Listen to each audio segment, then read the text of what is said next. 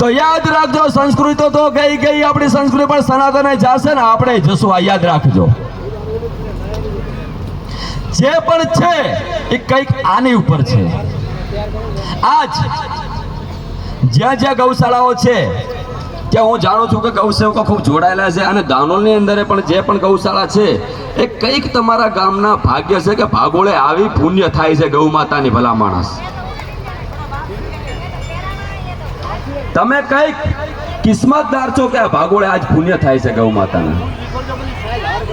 મને ઈચ્છા તો બોલવાની ખૂબ થાય છે, પણ તમારી અંદર હજી મોઢું નથી દેખતો ગૌ માતા પર, તો ત્યાં સુધી મને હજી મજા નથી આવતી. કારણ કે તમે હજી બધા નીચે જોઈને વાતો પડેલા છો. હજી તમને હજી મને ખબર કેમ નથી પડતી. સાહેબ, આજે નહીં, આજે ભલે ના સાંભળશો, પણ સમય આવે આને સ્વીકારવી પડશે અને આના સાનિધ્યમાં માથું ટેકવું પડશે. યાદ રાખશો. આ હું તમને કહું, ચેલેન્જ મારી કહું છું, આજ રીતો કાલે સ્વીકારવી પડશે આને. મનમાં શંકાના કીડા હોય કાઢી નાખજો. આ ભગવતી વગર ગૌ માતા વગર ઉધાર નથી, નથી ને નથી. હમણાં મહારાજી આવશે એટલે મહારાજીનો સત્સંગ એકદમ શાંત છે.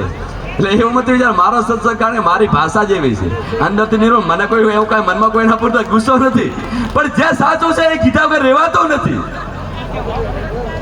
તુલસાર બાબુના જે ચલમી છું, એટલે એ તો ભાઈ જે સેવા કરો છો એ તો રહેવાની જ છે.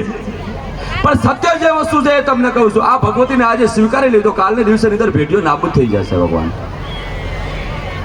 મહારાજજી આજ હરેક જગ્યાએ જ્યારે સત્સંગની અંદર ગૌ માતા વિશે કરીને આપણને કેટલું કેટલું જણાવે છે, પણ આપણને ખબર નહીં પડતી કે મહારાજજી નીકળ્યા પછી આપણને મગજમાં પાછું નીકળી કેમ જાય છે, ફિટ કેમ નથી રહેતો.